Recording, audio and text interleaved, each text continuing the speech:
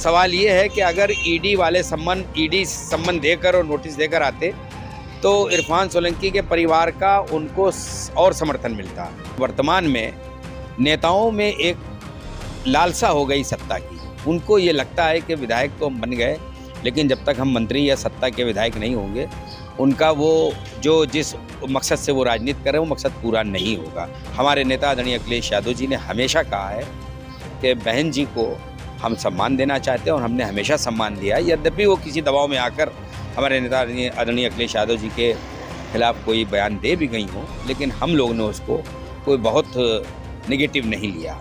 लोकसभा चुनाव 2024 करीब हैं और समाजवादी पार्टी के लिए लगातार मुश्किलें बढ़ती जा रही हैं, चाहे मामला सपा विधायक इरफान सोलंकी का हो या फिर गठबंधन का। हमारे साथ इस समय मौजूद हैं सपा के विधायक हसन रूमी। उनसे कुछ मुद्दों पे बात कर लेते हैं। रूमी जी, सबसे पहले बात तो ये कि आपके एक और जो विधायक हैं साथी यहाँ पर कानपुर से, इरफान सोलंकी, जेल में हैं, 18 मुकदमे हैं और अब तो ईडी को भी लगता है कि उनके पास बहुत सारी बेनामी संपत्ति है, उनके यहाँ रेड भी पड़ी थी। क्या कहना है? देखिए, निश्चित रूप में इरफान सोलंकी इस वक्त मुश्किलों में हैं। पिछले 1.25 साल से वो जेल में है। मुझे आज समाचार पत्रों के माध्यम से मालूम हुआ, हालांकि मालूम तो कल ही हो गया था कि ईडी की रेड पड़ी है, लेकिन आज समाचार पत्रों के माध्यम से ये पता चला कि उनके अधिवक्ता ने बताया कि सुबह से 6 और 6:30 बजे बिना किसी नोटिस और बिना किसी सम्मन के ईडी की रेड पड़ी है। निश्चित रूप में संवैधानिक संस्था और ईडी की रेड पर कोई सवाल नहीं है, लेकिन सवाल टाइमिंग पर है। सवाल ये है कि अगर ईडी वाले ईडी सम्मन देकर और नोटिस देकर आते तो इरफान सोलंकी के परिवार का उनको और समर्थन मिलता, जांच करने में उनको और सहयोग मिलता। लेकिन खैर, जो उनको ऊपर से आदेश हुआ उस आदेश के हिसाब से उन्होंने काम किया और उन्होंने रेड की और रेड में जो उनको मिला ले गया, वो जाँच करेंगे। अगर हम बात करें आपके जितने भी सहयोगी थे तो एक एक करके सब छोड़ते जा रहे हैं। स्वामी प्रसाद मौर्य, जयंत चौधरी, दारा सिंह चौहान, वो भी पहले आप ही में थे, राजभर के साथ आपका गठबंधन था, सब एक एक करके समाजवादी पार्टी छोड़ते जा रहे हैं। ऐसा क्यों है?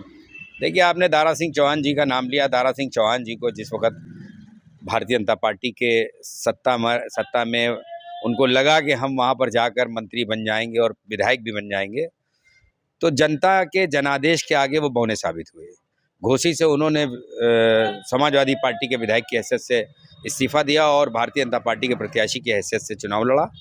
तो वहाँ की जनता ने ये बता दिया कि जनादेश बहुत बड़ा होता है और समाजवादी पार्टी हमेशा व्यवस्था के खिलाफ लड़ाई लड़ती है।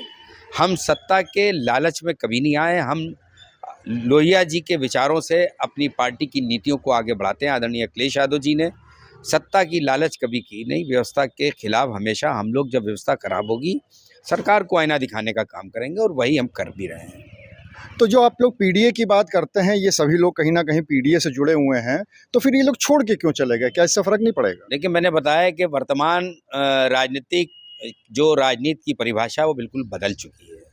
पहले समाज सेवा और व्यवस्था को दुरुस्त करने के लिए पुराने हमारे जितने भी लोहिया जी, गांधी जी, जयप्रकाश जी, राजनारायण जी, बड़े बड़े नेता थे, उन लोग हमेशा व्यवस्था को सुदृढ़ करने के लिए, समाज के हर वर्ग को साथ लेकर चलने के लिए राजनीति करते थे। लेकिन वर्तमान में नेताओं में एक लालसा हो गई सत्ता की। उनको ये लगता है कि विधायक तो हम बन गए, लेकिन जब तक हम मंत्री या सत्ता के विधायक नहीं होंगे, उनका वो जो जिस मकसद से वो राजनीति कर रहे हैं वो मकसद पूरा नहीं होगा। तो ऐसे लोग जो ये सोचते हैं वही लोग जा रहे हैं। वही लोगों की संख्या कम है और ऐसे लोगों की संख्या ज़्यादा है। आपको देख लिए 7-8 लोगों ने ऐसा काम किया, वो लोग चले गए। वो चले गए तो उनकी अंदर की जो भावनाएं थी वो भी जनता ने समझ ली और आने वाले दिनों में जनता के जो मतों से, जिस मतों से वो विधानसभा या राज्यसभा या लोकसभा कहीं भी पहुँचे हैं, अगर जनादेश के खिलाफ उन्होंने कोई भी काम किया जब उन्हें मौका मिला, तो वो जनता उनको आने वाले दिनों में ज़रूर जवाब देगी।